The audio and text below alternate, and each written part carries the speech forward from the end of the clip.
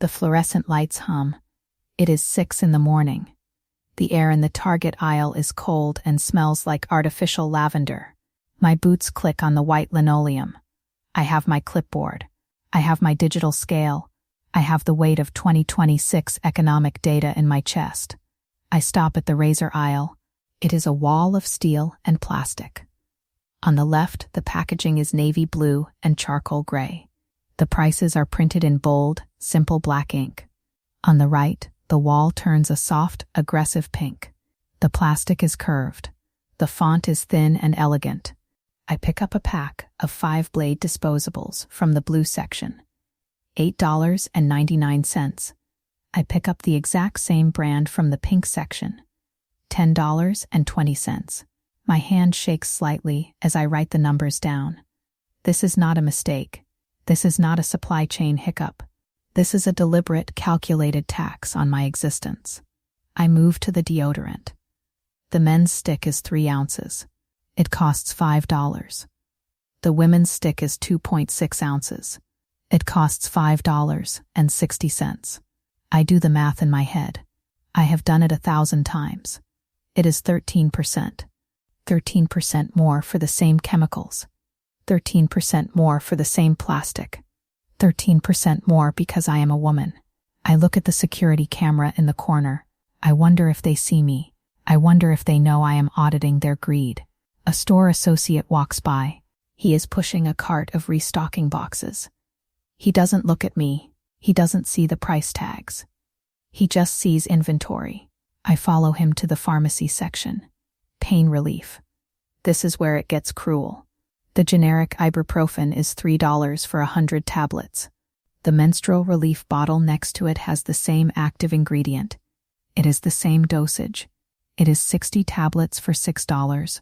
I feel a heat rising in my neck. It is a physical reaction to the numbers. Every time a woman reaches for comfort, she is penalized. Every time she tries to be clean, she is billed extra. I pull out my phone. I start the recording. I don't care about the store policy. I hold the 2 bottles of ibuprofen up to the lens. I speak softly. My voice is steady. I have practiced this. Look at the labels, I say to the camera. Look at the milligrams. Now look at the price per unit. I move back to the razors. I hold the blue and the pink side by side. This is the cost of being female in 2026, I say. We are told the economy is stabilizing. We are told the data shows progress. But the shelf doesn't lie. I walk to the shampoo. I find the liter bottles. The ingredients are identical. Water, sodium lauryl sulfate, citric acid. The men's bottle is marketed as 3-in-1. It is efficient. It is cheap. The women's bottle is volumizing. It costs $3 more. I am documenting a robbery in progress. It is a slow-motion theft that happens every time a woman walks into a store. I see a woman approaching the aisle. She looks tired. She has a toddler in the seat of her cart. She reaches for the pink razors. Wait, I say. She startles. She looks at me like I'm a ghost. These are cheaper, I say. I point to the blue pack. They are the exact same blades. She looks at the blue pack. She looks at the pink pack. She looks at me. But these are for men, she says. The steel doesn't know your gender. I say, only the price tag does. She looks at the prices. She blinks. She has been buying the pink ones for years. I can see the realization hitting her. It's not just $1 today. It's $1 every month. For 20 years. She puts the pink ones back. She takes the blue ones. Thank you, she whispers. I feel a small spark of victory. It is tiny. It is 1 pack of razors. But it is a start. I continue my walk. I go to the dry cleaners next door when they open. I have 2 shirts. One is mine. One belongs to my brother. They are both white cotton. They are both the same size. The man behind the counter looks at them. $5 for this one, he says, pointing to the men's shirt. $7 for this one, he says, pointing to mine. Why? I ask. The machines are built for men's shirts, he says. He doesn't even look up. We have to hand press the women's. I look at the shirts. They are identical. There is no lace. There are no ruffles. It's the same shirt, I say. He shrugs. That's just the price. I take my shirts back. I don't leave them. I won't pay the tax today. I go to my office. I sit in front of my monitors. I pull up the 2026 Consumer Price Index. I filter for personal care products. The line graph is a jagged mountain range. The gap between the blue line and the pink line has widened since last year. Inflation hit everyone, but it hit women harder. Corporations call it market segmentation. I call it extortion. I start typing my report.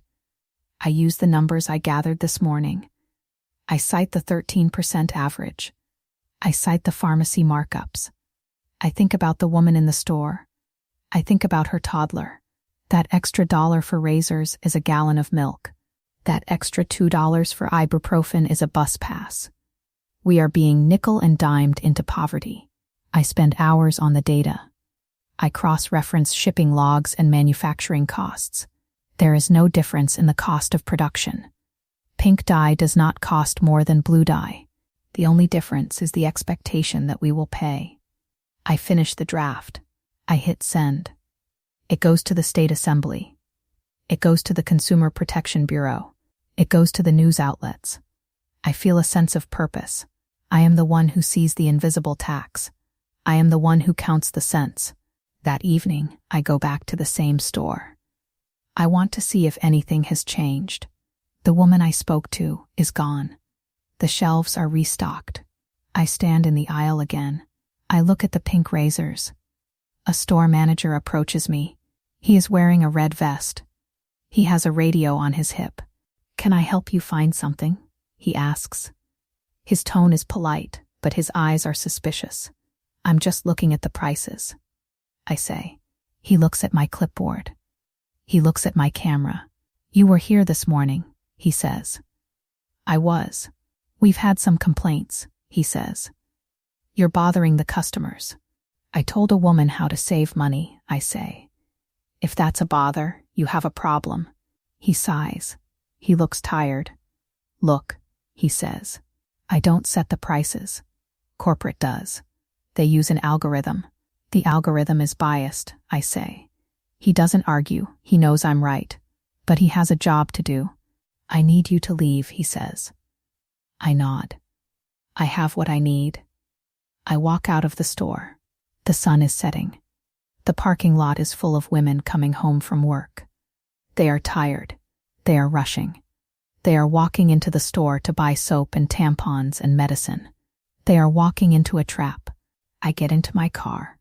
My phone buzzes. It is an alert. My video from this morning is going viral. People are commenting. They are posting their own photos.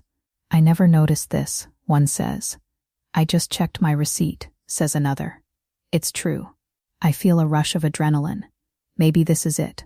Maybe this is the tipping point. The next day, I am invited on a local news program. I sit in a chair under hot lights. I have my blue and pink razors on the table in front of me. The anchor looks at them. She is a woman. She looks professional. She looks like she pays the pink tax every day. "Is it really that simple?" she asks. "It is," I say. "It is 13%. On average, a woman will spend over $1,300 more a year just for being a woman." She looks at the camera. She looks shocked. Even though she knows, seeing the numbers makes it real. We play the clip of the store manager asking me to leave. The response is massive. My inbox fills with stories. A nurse tells me she buys men's scrubs because the women's ones have smaller pockets and cost $10 more. A college student tells me she shares a Costco membership with her boyfriend just to buy his soap. A grandmother tells me she's been buying men's vitamins for 30 years. It is a movement. For 3 days, I am at the center of a storm. I think we are going to win. I think the 2026 data will be the evidence that finally breaks the system. On the 4th day, a major manufacturer releases a statement. "We are committed to price equality," the statement says. "We are launching a new line of gender-neutral products." I click the link to the new products. They are in plain white packaging. They are marketed as the equality line. I look at the price. The gender-neutral razor is $12.